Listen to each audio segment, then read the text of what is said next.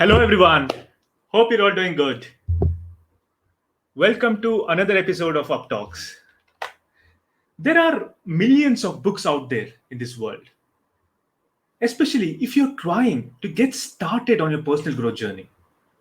Yet, many of us get confused. What book to read? Which is the best book to get started with? Are there any recommendations, recommended books to get started with? So, when I got started with on this path of personal growth, even I was confused about these things. I didn't know which book to pick up.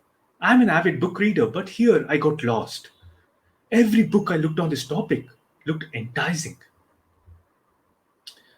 I have been part of this association of peak impact mentorship and unlimited potential insight for a year now.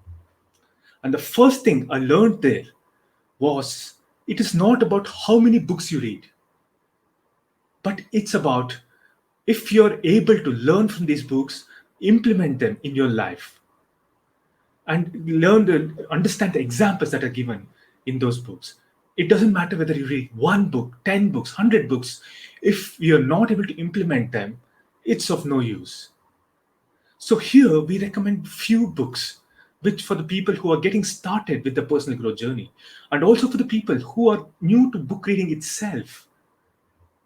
And these amazing 5 books which has the potential to transform your life if you're able to implement them, what you learn from them. So what are these 5 books? So the first book, it's called What to Say When You Talk to Yourself. This is written by Shad Hemstetter. So you might ask me, why is this book so important?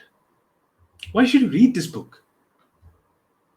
So to answer this question, let us think about who do we talk to the most in our day?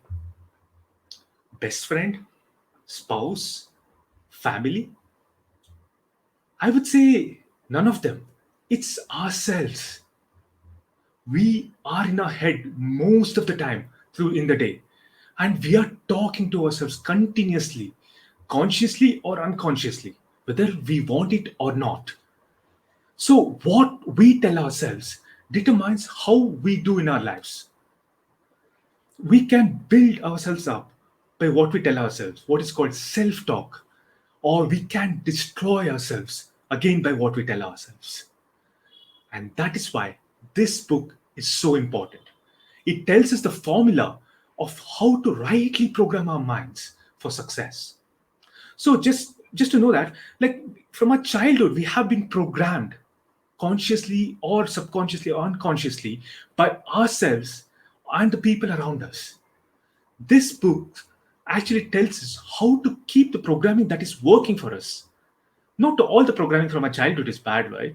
So what is working for us, we can just keep it, and it tells us how to remove, reprogram, and whatever all the programming that is not working for us or working against us. So with the help of this book, we can actually program ourselves to become successful. And the second book on this list is Think and Grow Rich.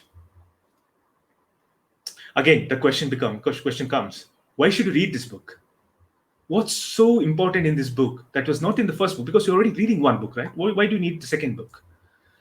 So all the people you know, all the people in this world, all have at one point of time faced challenges, failures, and obstacles in the path of what they want to achieve.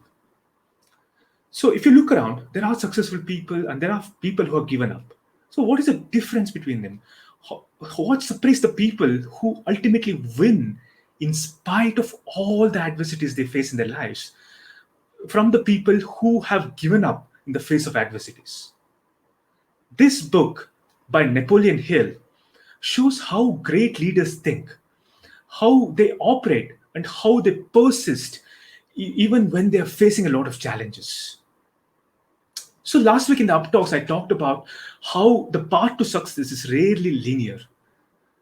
How we have that notion that successful people or the billionaires you see around all made their success or the money overnight. I mean, which is not wrong because that's what we see. But in reality, Even for them, it took a lot of effort, a lot of persistence and perseverance, and a lot of temporary failures, and how they overcame them. And this book breaks down the entire process for us and tells us how to develop that right mindset and accumulate the tools we need to help us plan our life and persevere and thrive in this world. There are examples in this book, like for instance, about how having the burning desire to achieve something is the most basic thing there is to achieve anything in your life. It can be anything, not just money or success or anything. Anything you set your mind upon. Without that burning desire, you won't be able to achieve anything. So the next book in this series is Rich Dad Poor Dad. This is again a wonderful book written by Robert T. Kiyosaki. And it is recommended for anyone who wants to improve their financial literacy. I mean, who doesn't want to, right? We all want to be financially successful. And this book goes deep into the mentality that we need to develop in order to be financially successful. It explains the difference between how rich people and poor people handle money, and when it comes to dealing with money, and then how rich people always invest in assets, and poor people always look for liabilities first. And it also helps us identify what are assets and what are liabilities, and importance of investing our money in assets early on, so that our money can grow and work for us instead of us running behind the money. So, and most importantly, this book this book actually teaches us that learning does not end with college or school or whatever educational institution you went to, and we will only grow and become successful when we keep on learning through our lives. So how do we learn? How do we keep on learning? So that's where we should start investing on ourselves, in our personal growth, and develop that thorough mindset, the mindset which actually helps us to think logically about money without getting like emotionally attached to it. And when we learn this, we will grow in this world financially and otherwise. And the next book on this list is The Magic of Thinking Big. So, why should someone read this book? Again, this question comes again and again because I already told about three books. So, what is different in this fourth book? So, in this wonderful book by Dr. David Schwartz, there is this quote: believe it can be done. When you believe something can be done, your mind will always find ways to achieve it. Believing a solution can happen paves way for that solution to actually happen.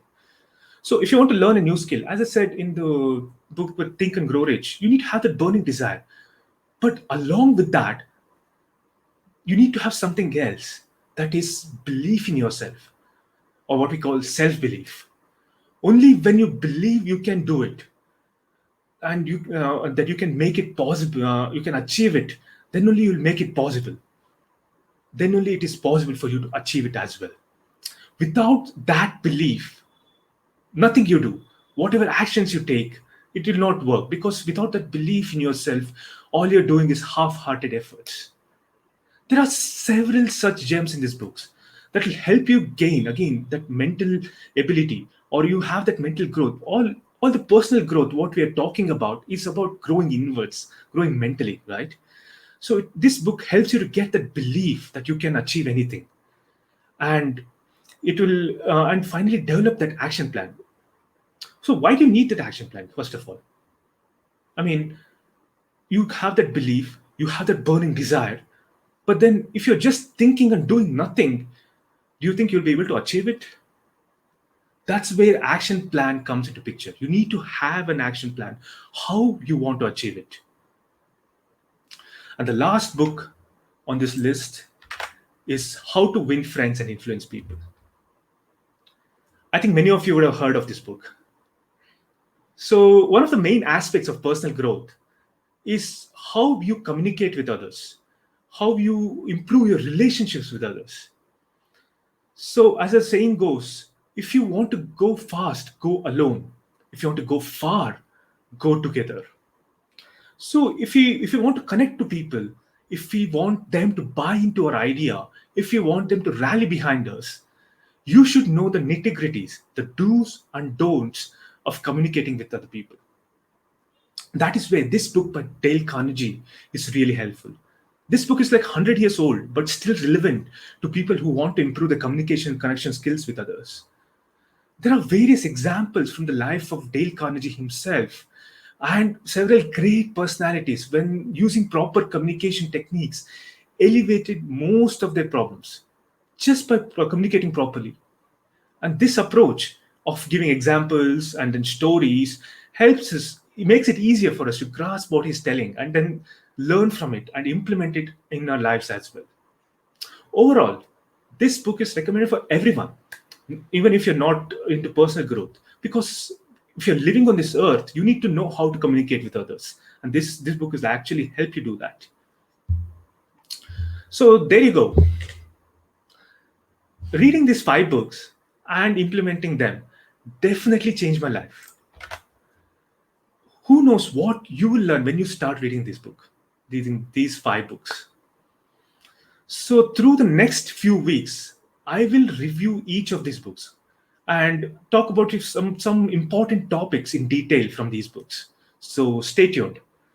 I will end today with a quote from Margaret Fuller. She said, "Today a reader, tomorrow a leader." Thank you.